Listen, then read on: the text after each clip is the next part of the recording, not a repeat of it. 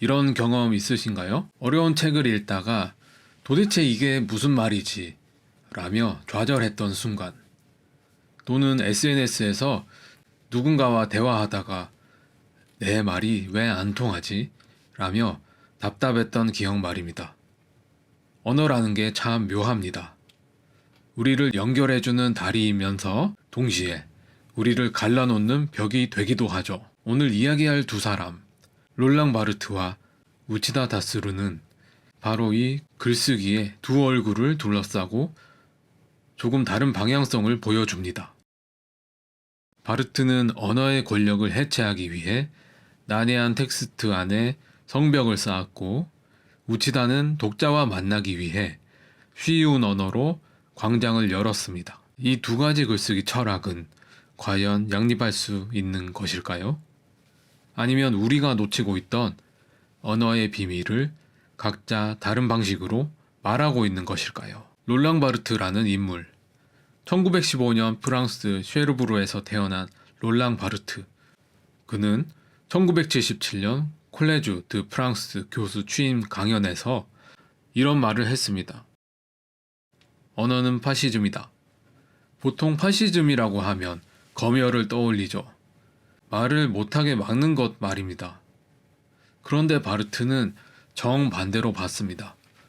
파시즘의 본질은 침묵을 강요하는 게 아니라 특정한 방식으로 말하도록 강제하는 것이라고요. 우리는 언어라는 시스템 안에 태어나는 순간부터 갇힙니다. 한국어의 문법, 경어 체계, 남녀 구분, 나이에 따른 호칭, 이 모든 것들이 우리에게 이러이러하게 말해야 한다라고 강요하죠. 바르트는 이것을 권력이라고 보았어요. 언어 자체가 우리 사유를 규격화하고 통제하는, 보이지 않는 폭력이라는 겁니다. 저자의 죽음. 그렇다면 이 언어의 권력에서 우리는 어떻게 벗어날 수 있을까요? 바르트가 제시한 해법은 급진적입니다. 그는 1968년 저자의 죽음이라는 짧은 논문을 발표합니다. 전통적으로 문학 작품을 해석할 때 우리는 이렇게 물었습니다. 작가가 이 작품을 통해 무엇을 말하고 싶었을까? 작가의 의도, 작가의 생애, 작가가 살던 시대적 배경을 추적하는 것이 꽃 비평의 핵심이었죠. 그런데 바르트는 이렇게 말합니다. 작가가 무엇을 의도했는지는 중요하지 않다. 중요한 건 텍스트가 독자에게 어떻게 읽히느냐다.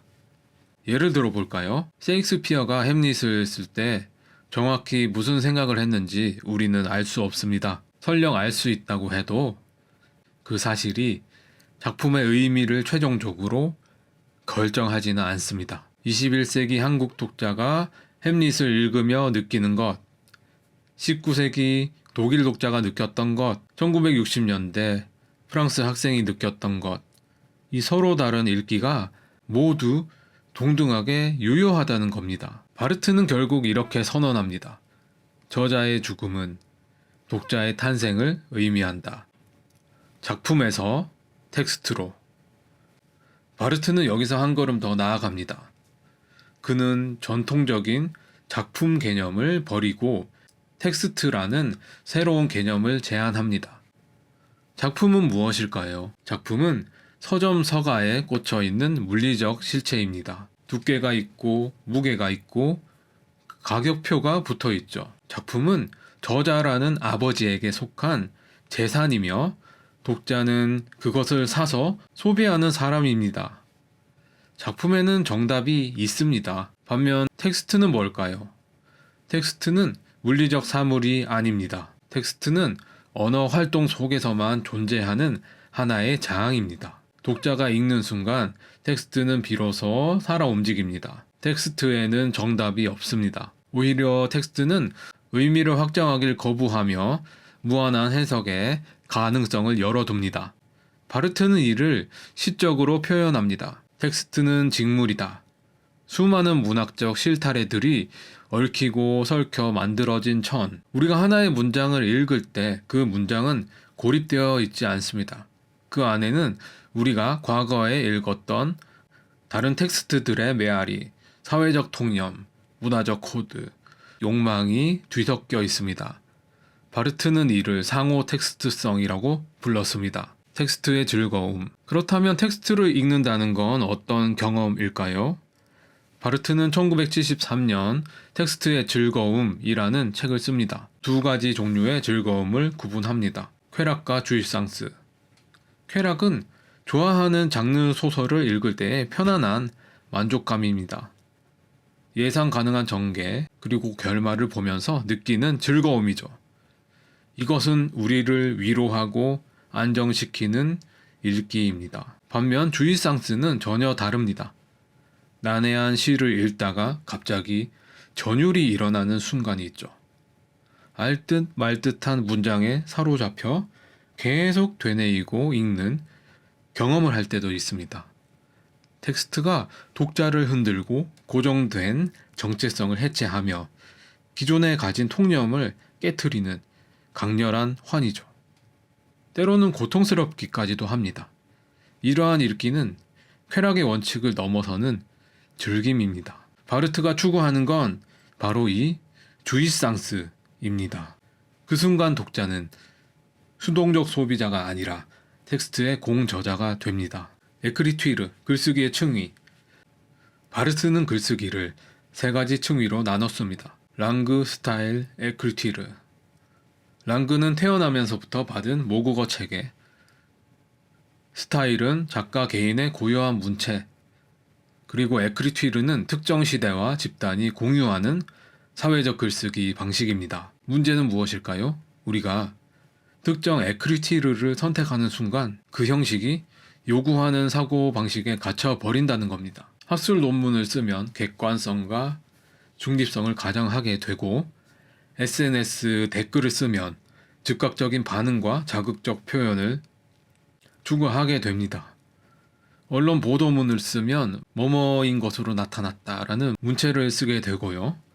자기계발서를 쓰면 뭐뭇을 하라 라는 명령을 내리는 문체에 자연스럽게 포섭이 됩니다. 에크리투이르는 자기가 속한 집단이나 사회적 입장에 따라 여러 가지 지역적인 언어 사용을 선택하게 되고 그 어법을 선택한 순간 자기가 선택한 그 어법이 강요하는 형태로 말하게 되는 원리죠. 바르트는 이렇게 말합니다. 대부분의 사람들은 자신이 에크리투이르에 갇혀 있다는 사실조차 모른다. 자신의 글이 자유로운 사고의 산물이라고 믿지만 실은 사회가 미리 준비해둔 대본을 읽고 있을 뿐이다. 롤랑 바르트는 언어의 권력성을 폭로하고 그 권력에서 벗어나기 위해 텍스트라는 새로운 공간을 만들었습니다. 그 공간은 저자의 권위도 확정된 의미도 없는 놀이터입니다. 독자는 그 안에서 자유롭게 의미를 생성하고 텍스트와 춤을 춥니다. 하지만 여기서 한 가지 질문이 남습니다. 이렇게 텍스트 안에서 주입상스를 느끼는 것도 좋지만 소수의 지식인들만 누릴 수 있는 특권이 아닐까? 일반 독자들에게는 그냥 어려운 글로만 느껴지는 게 아닐까? 바르트가 해방시키려 했던 독자는 역설적으로 그의 난해한 언어 앞에서 다시 배제되는 건 아닐까? 바로 이 지점에서 우치다 다스루 선생을 소환해 보겠습니다. 불문학자이면서 바르트를 평생 연구했던 그는 정작 바르트를 비롯한 프랑스 현대 철학의 난해함을 비판합니다. 우치다 다스루, 독자를 사랑하라. 롤랑 바르트의 텍스트 이론은 급진적이고 해방적이었습니다. 저자는 죽었다. 텍스트는 놀이터다. 그런데 솔직히 말해 볼까요? 바르트의 글을 처음 접한 사람들은 대부분 이렇게 말합니다. 무슨 말인지 하나도 모르겠어. 프랑스 현대 철학. 글이 정말 어렵습니다. 전문 용어는 난무하고 문장은 꼬여 있죠. 여기서 한 가지 질문이 생깁니다. 이 어려움은 필연적인 걸까? 깊이 있는 사상을 담으려면 어쩔 수 없이 글이 어려워질 수밖에 없는 걸까? 아니면 일부러 이렇게 어렵게 쓰는 걸까? 우치다 다스루는 이 질문에 정면으로 답합니다.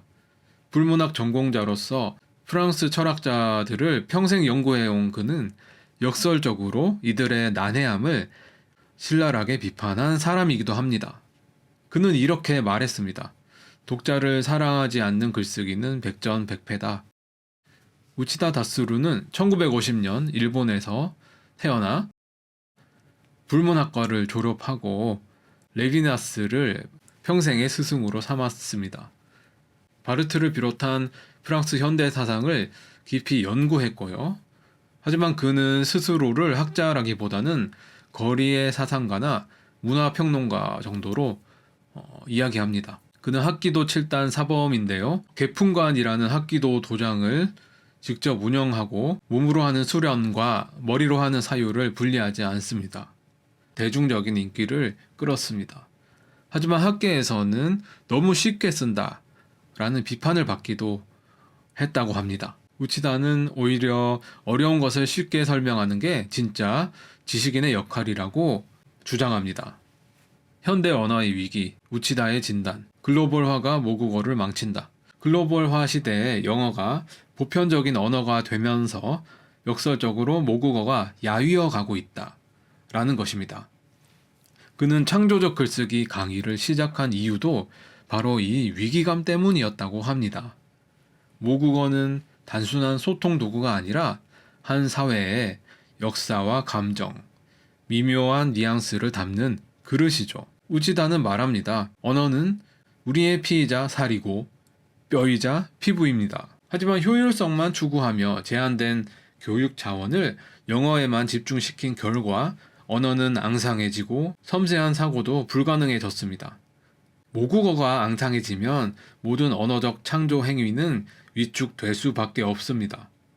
언어가 빈곤해지면 사고도 빈곤해지니까요. 두 번째, 난해한 글은 독자를 차별한다. 우치다가 특히 비판하는 건 지식인들의 권위주의적 글쓰기입니다. 그가 주된 비판 대상으로 삼는 것은 프랑스 현대 철학자들인데요. 우치다는 묻습니다. 이 난해함은 정말 불가피한 것일까? 아니면 난해함 자체가 권위의 원천인 걸까? 그는 후자라고 봅니다. 이해할 수 있는 사람만이 우리 집단에 들어올 수 있다는 식으로 어려운 용어와 복잡한 문장이 배타적 문화의 장벽이 됩니다. 우치다는 이를 계층 형성적인 언어 사용이라고 부릅니다. 이런 글쓰기가 전제하는 태도는 명확합니다. 내 글이 어렵다고 그건 네가 독자로 상정되지 않았다는 거야. 그러니까 읽지 않아도 돼. 이것은 독자를 사랑하지 않는 글쓰기입니다. 선물로서의 글쓰기. 그렇다면 우치다가 제시하는 대안은 무엇일까요? 바로 선물로서의 글쓰기입니다. 독자를 사랑하지 않는 글쓰기는 백전백패. 그는 글쓰기를 선물로 봅니다. 우리가 사랑하는 사람에게 선물을 줄 때 대가를 바라지 않잖아요. 상대방이 기뻐하는 모습을 보고 싶어서 그 사람에게 도움이 되길 바라는 마음에서 선물을 주죠. 글쓰기도 마찬가지입니다. 저자가 독자에게 존중을 표하고 정성껏 글을 쓸 때 독자도 그 글을 읽으려는 노력으로 응답합니다. 이런 상호 호혜 관계가 없는 글, 저자가 자기 과시를 하거나 독선으로 가득 찬 글은 아무리 내용이 좋아도 살아남을 수 없습니다. 우치다는 학생들에게 이렇게 말합니다. 여러분이 쓴 리포트가 재미없는 이유를 아세요? 수신인이 없기 때문입니다. 여러분은 교수를 평가하는 사람으로만 볼 뿐 자신의 이야기를 들어줄 사람으로 생각하지 않죠. 그래서 여러분의 글에는 생명이 없습니다. 수신인이 가장 중요하다. 우치다는 글쓰기에서 가장 중요한 요소로 수신인을 꼽습니다.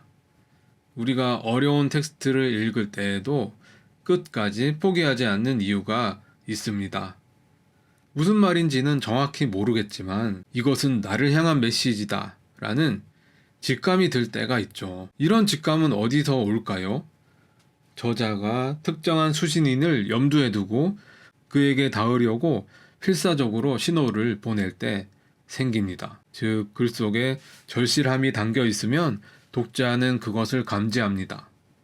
반면 누가 읽든 상관없다라거나 이해할 수 있는 사람만 읽어라 라는 태도로 쓴 글에는 수신인이 없습니다. 수신인이 없는 메시지는 스팸 메일과도 같이 취급당할 수 있습니다.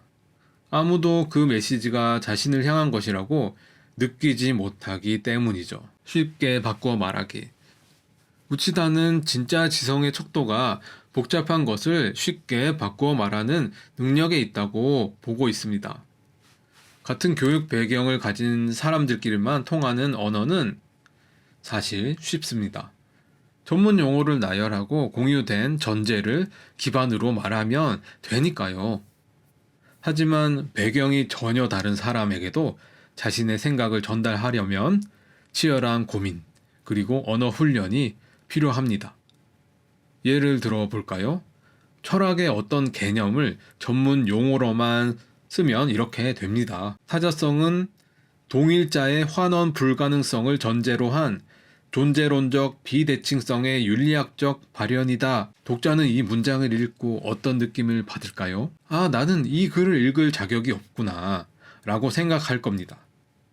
하지만 같은 내용을 이렇게 쓸 수도 있겠죠. 내가 아무리 노력해도 상대방을 완전히 이해할 수 없다는 사실, 그 이해 불가능성을 인정하는 것이 바로 윤리의 출발점입니다. 같은 개념이지만 후자는 철학을 전공하지 않은 사람도 이해할 수 있습니다. 우치다가 말하는 쉽게 바꾸어 말하기가 바로 이것입니다. 바르트를 비판하고 계승하다. 우치다는 바르트를 완전히 부정하지 않습니다. 오히려 그는 바르트의 통찰을 자기 방식으로 계승합니다. 첫째, 텍스트는 스스로 잘한다. 우치다는 바르트가 말한 텍스트는 스스로를 짜서 완성해가는 생성적인 직물이라는 관점을 받아들입니다. 텍스트는 끝없이 서로 얽히고 설킴으로써 스스로를 생성하고 저자는 그 직물 속으로 삼켜 들어간다는 것입니다. 거미가 자신의 분비물로 거미줄을 짜듯이 저자는 자신의 언어로 텍스트를 짓습니다. 그리고 그 거미줄 속으로 녹아 들어가죠. 글을 쓰다 보면 처음 의도했던 것과는 다른 방향으로 글이 흘러가는 경험, 다들 해보셨을 겁니다. 우치다는 이를 긍정합니다. 글을 쓴다는 것은 자기 내면을 향해 잠수해가는 행위이죠. 어디까지든 한없이 들어갑니다. 그러다 보면 자신의 개별성이나 개성의 한계를 뛰어넘어 그 이상까지 뚫고 나가버립니다. 훌륭한 텍스트는 저자의 의도를 넘어서 스스로 의미를 만들어냅니다. 이것이 바로 우치다가 강조하는 글쓰기의 수동성입니다. 두 번째, 오염과 독자의 역할. 우치다는 저자의 순수한 의도는 텍스트가 되는 순간 필연적으로 오염된다고도 했습니다. 왜 오염될까요? 저자의 어휘력에는 한계가 있고 언어 자체가 갖고 있는 구조적인 제약 때문에 메시지는 왜곡될 수밖에 없다고 합니다. 바르트는 이 지점에서 의미의 확산과 오독의 즐거움을 옹호했습니다. 어차피 정확한 의미 전달은 불가능하니까 차라리 다양한 해석의 놀이를 즐기자, 이런 식이었죠. 하지만 우치다는 조금 다르게 보았습니다. 그렇기 때문에 독자와 특히 비평가의 역할이 중요하다고 강조했습니다. 독자는 텍스트 표면에 드러난 오염된 기호들을 해치고 저자가 미처 언어로 표현하지 못한 침묵의 메시지를 읽어내야 한다. 위대한 비평가는 텍스트의 결함을 지적하는 사람이 아니라 텍스트 너머에 있는 저자의 간절한 목소리, 그 혼을 감지하고 복원해내는 사람이다. 이런 거죠. 이런 바르트의 생산적인 독자 개념을 윤리적인 차원으로 본 것이라고 할 수도 있겠죠. 바르트의 독자가 놀이를 위해 텍스트를 재조립한다면 우치다의 독자는 타자를 이해하고 구원하기 위해 텍스트를 재구성합니다. 우치다 다스루는 바르트가 쌓은 텍스트의 성벽을 허물고 광장으로 나아갑니다. 그는 언어가 비록 불완전하고 오해의 소지가 많더라도 그것이 인간을 연결하는 유일한 수단임을 긍정합니다. 독자를 사랑하는 글쓰기, 선물로서의 언어, 쉽게 바꾸어 말하는 용기, 이 모든 것이 우치다가 제시하는 전달의 윤리입니다. 그렇다면 바르트와 우치다 이 두 사람은 반대편에 서 있는 걸까요? 아니면 동전의 양면을 각자 다르게 바라보고 있는 것일까요? 성벽과 광장 사이. 먼저 이 둘이 대립하는 듯한 지점들을 보겠습니다. 난해함에 대한 태도. 바르트에게 난해함은 언어의 권력성에 저항하는 방법이라고 할 수 있습니다. 쉽게 읽히는 글은 기존의 사고방식과 권력 구조에 포섭되기 쉽습니다. 그는 문장 구조를 흐트러뜨리고 예상치 못한 의미로 단어를 사용함으로써 독자를 멈추게 하고 관습적인 독해를 불가능하게 만듭니다. 독자가 쉽게 소비하고 지나갈 수 없도록 하는 장치죠. 반면 우치다에게 난해함은 폭력입니다. 특히 권위를 과시하기 위한 난해함은 독자에 대한 배신이죠. 그는 어려운 용어로 벽을 쌓아 대중을 배제하는 지적 엘리트들의 카르텔을 비판합니다. 우치다는 묻습니다. 당신의 난해함은 사상의 깊이 때문인가? 아니면 독자를 배제하려는 오만함인가? 독자의 위치. 바르트에게 독자는 공모자입니다. 텍스트라는 놀이터에서 저자와 함께 노는 사람이죠. 바르트는 나를 사랑하는 독자가 아니라 나와 함께 텍스트를 생산할 독자를 원합니다. 여기서 관계의 핵심은 놀이와 생산입니다. 주의상스를 경험하는 독자는 수동적인 소비자가 아닙니다. 그는 텍스트를 해체하고 재조립하며 저자가 의도하지 않은 의미를 발견하고 심지어 텍스트를 배반하기도 합니다. 우치다에게 독자는 사랑해야 할 대상입니다. 글쓰기는 독자에게 보내는 연애 편지와 같아요. 우치다는 나는 독자를 사랑하며 독자도 나를 사랑해주기를 원한다고 말합니다. 여기서 관계의 핵심은 선물과 신뢰죠. 언어 간의 차이. 바르트는 언어를 본질적으로 권력적인 것으로 보았습니다. 우리가 말하는 순간 우리는 문법의 지배를 받고 사회적 규약에 복종하며 이데올로기를 재생산합니다.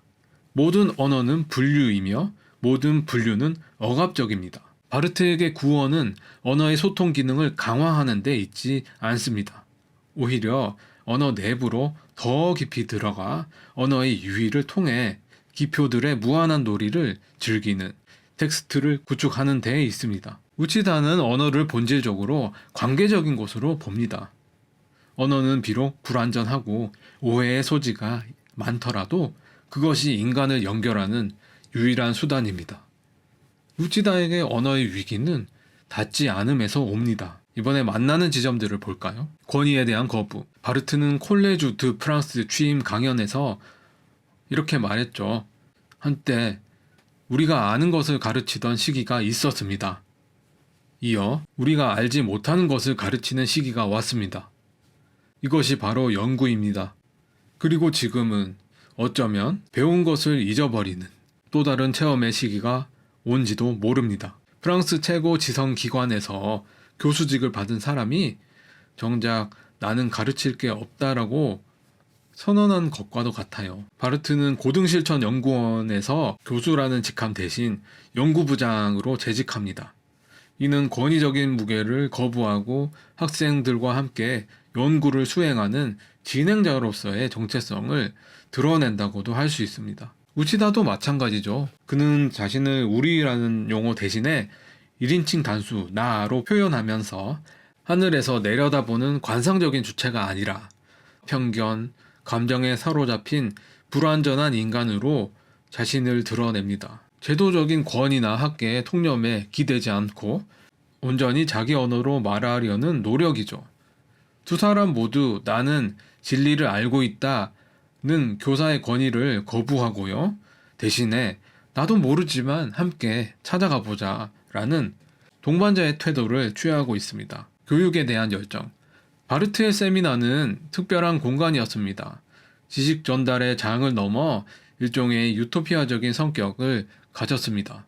여기서부터는 권위보다는 참가자들이 스스로 의미를 탐색할 수 있는 모습으로 구성되었습니다.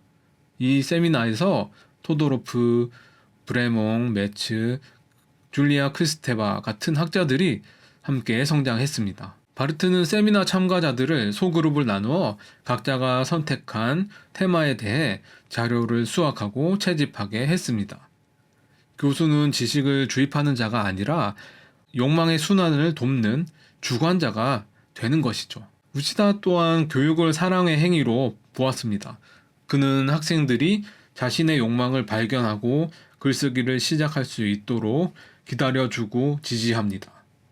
틀린 답을 말해도 괜찮은 공간, 무지를 인정해도 부끄럽지 않은 공간을 만들려고 노력합니다. 성벽과 광장, 그 사이의 풍경. 바르트와 우치다. 실제로는 이 두 접근법이 서로 다른 층위에서 작동한다는 것을 발견할 수 있습니다. 깊이의 층위. 바르트가 가르쳐 준 것은 텍스트와 능동적으로 씨름하며 의미를 생산하는 독자가 되는 것입니다. 정보를 수동적으로 받아들이는 것이 아니라 텍스트를 해체하고 재조립하며 저자가 의도하지 않는 의미까지 발견하는 독서 방식이죠. 예를 들어 카프카의 변신을 읽을 때 어떤 독자는 소외된 노동자의 이야기로 읽고 어떤 독자는 가족관계의 폭력성으로 읽으며 또 다른 독자는 언어의 한계에 대한 우화로 읽을 수 있습니다. 같은 텍스트가 독자마다 다른 의미를 생산하는 것이죠. 이것이 바르트가 말한 독자의 탄생은 저자의 죽음을 대가로 한다라는 의미죠. 글을 쓸 때도 마찬가지입니다. 바르트는 언어의 권력성을 인식하면서도 그 안에서 끊임없이 새로운 표현을 시도했습니다. 익숙한 문장 구조를 비틀고 예상치 못한 단어 조합을 만들어내며 언어를 속이는 방식으로 글을 썼죠. 이런 태도가 바로 바르트가 말한 언어에 대한 경계입니다. 언어의 권력성을 의식하되 그 안에서 무한한 의미의 유희를 즐기는 것이죠. 넓이의 층위. 한편 우치다가 강조한 독자에 대한 사랑은 외적인 실천에 가깝습니다. 아무리 깊은 사유를 담았더라도 독자에게 닿지 않으면 그 글은 공허합니다. 특히 민주사회에서 지식이 소수의 전유물이 되는 순간 그것은 권력이 되어 버릴 수가 있습니다. 우치다는 복잡한 개념도 쉽게 바꾸어 말하는 것이 지성이라고 보았죠. 전문가들끼리만 통하는 언어가 아니라 배경이 다른 사람에게도 전달할 수 있는 언어, 그것이 바로 민주주의적 글쓰기입니다. 바르트도 텍스트 안에서는 치열하게 언어와 씨름했지만 교육 현장에서는 학생들과 함께 탐구하는 동료였는데요. 다만 바르트와 함께하던 이들이 이미 소수의 지식인들이어서 우치다보다는 대중적이지 않은 면모가 있는 것 같습니다. 질문하는 방법. 롤랑 바르트와 우치다 다스루, 이 두 사람은 같은 질문 안에 서 있었습니다. 언어를 어떻게 다루어야 하는가? 바르트는 텍스트라는 답을 내놓았습니다. 권력과 이데올로기가 침투하지 못하는 언어의 유희 공간, 기표들이 무한히 놀고 의미가 확정되지 않으며 독자가 공모자가 되는 곳. 우치다는 전달이라는 답을 제시했습니다. 타자를 향한 사랑과 선물, 쉬운 언어로 성벽을 허물고 신체를 통과한 언어로 의미가 흐르는 광장. 바르트가 보여준 것은 언어의 권력성이었고 우치다가 강조한 것은 언어의 관계성이었습니다. 이 둘은 대립하는 것처럼 보일 수 있지만 실은 서로 다른 층위에서 작동합니다. 깊이를 추구하는 사유와 넓이를 지향하는 실천, 양립이 가능하고요. 서로 보완이 될 수도 있습니다. 그래서 지금 여기 우리가 사용하는 언어 환경은 이 두 사람이 살았던 시대와는 확연하게 다릅니다. SNS는 누구나 저자가 될 수 있는 민주화를 가져왔지만 동시에 언어를 피상적으로 만들었죠. 알고리즘은 자극적인 콘텐츠에 우선을 주고 있고요. 혐오 표현과 가짜 뉴스는 빠르게 확산됩니다. 이런 환경에서 바르트의 텍스트 이론과 우치다의 전달 윤리는 각각 다른 방식으로 우리에게 생각할 거리를 제공합니다. 아마도 상황에 따라, 목적에 따라, 독자에 따라 달리 적용할 수도 있겠죠. 성벽과 광장, 텍스트의 즐거움과 전달하는 윤리, 난해함의 전략과 쉬운 언어의 용기, 이 모든 것이 글쓰기라는 하나의 행위 안에 공존할 수 있습니다. 바르트와 우치다가 우리에게 남긴 것은 정답이 아니라 질문하는 방법이겠죠. 여러분이 오늘 쓴 글은 어떤 글이었나요? 그리고 내일은 어떤 글을 쓰게 될까요? 그 질문 앞에서 우리는 각자 자기만의 답을 찾아가게 될 것입니다.